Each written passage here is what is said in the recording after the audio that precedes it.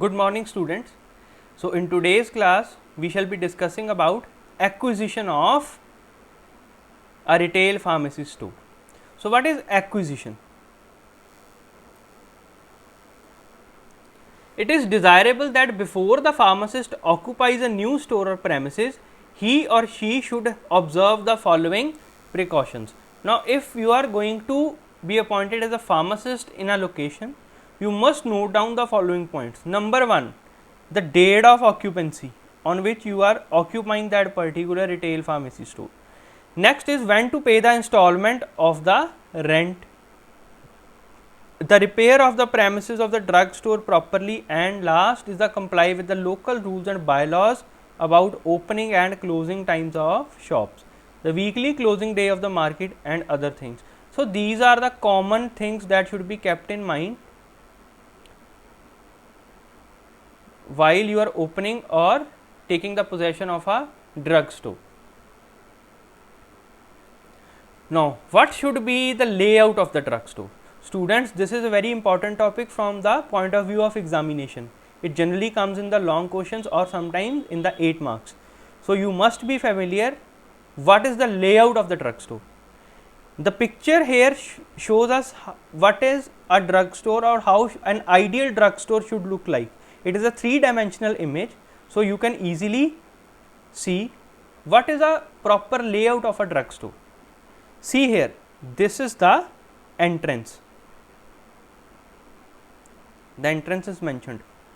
So this provides a good entrance for retail pharmacy store. Now adjoining to the entrance door, there are display for product advertisements. Now these are the display windows. These are our display windows. They provide advertisement regarding the products, and sometimes the products are also kept in these windows. Now as we enter, we can see a small interactive information point here, where generally the information is given, and moreover these seats are the waiting area. These are the waiting areas here.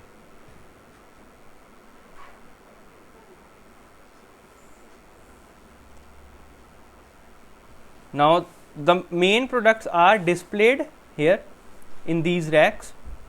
You can easily see the products and drugs without a prescription, or we can say the OTC drugs are generally available here because the prescription is not required for them on both the sides. Now these display areas also provide extra information about the products that are being used nowadays or are present in this particular drugstore. Now after this waiting area, there is a main counter. See here, this is the counter where the pharmacist is available for the purpose of dispensing or consulting your prescription. Adjoining to this counter or the main section, there is a bio bar. See here, the bio bar. It is the resting area. It is also sometimes the resting area. So generally we can say the nutraceutical products are also available here, so that these additional products can be tried by the customers if they want anything else for their lifestyle. Now behind this counter, these are for the office use. Now these areas are meant only and only for office use. No customer is allowed to enter behind this. The customers can walk around in this particular area, in these areas, but they cannot walk before this counter. Now there must be a back office with a pharmacy robot, we are using a word here, where generally the packing and assembling of drugs is done, and also for the specialist medical visits a separate room. See here, this is the room with the black dot I am mentioning. This provides for the specialist medical visits. If a customer needs to have more detailed information regarding the prescription or wants to consult a doctor or a clinical pharmacist, such meetings can be organized in these specialized rooms. Now, here lies the storage area for storage of the inventory, and also the restrooms or toilets should be provided for the staff. So, we can say a main pharmacist is required here, and along with that some supporting staff can also be there to assist the pharmacist. So, this is about a general 3-dimensional layout of a drugstore. Now, here is another 2-dimensional image where you can see there are two various layouts that can be designed. See, this is the scheme 1 or layout 1, this is the entrance, incoming storage, outgoing storage. Now, these are the storage for empty boxes. Now, here there is infusion solution, refrigeration, injectables. You can see the materials are stored here. Here is a desk, here is a working area, and pharmacist is sitting here. Now, these are the various types of setups that can be made out. What are the objectives of a layout? To attract a large number of customers. Now, first one, the layout should be designed such that it should attract a very large number of customers. The next is to increase the sale of drugstore.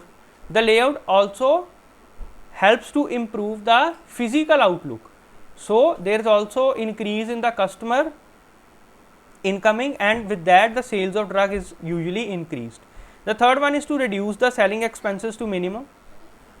Then to provide the customer satisfaction, to create a professional image and to improve the general image, to minimize the movement of customers within the drugstore. And the last is to provide surveillance in order to reduce the chances of pilferage and theft. The pilferage refers to wastage. The wastage should be reduced so that there should be less loss due to this, and moreover a continuous surveillance by CCTV cameras can also reduce the chances of theft. So, in today's class we have discussed about the acquisition, the layout and the objectives associated with the layout of a drugstore. In our next class we shall be discussing about the legal aspects to open a wholesale and a retail drugstore. So, students, till then revise the layout of the drugstore and its objectives. In the next class we shall be covering the legal aspects associated with the retail drugstore.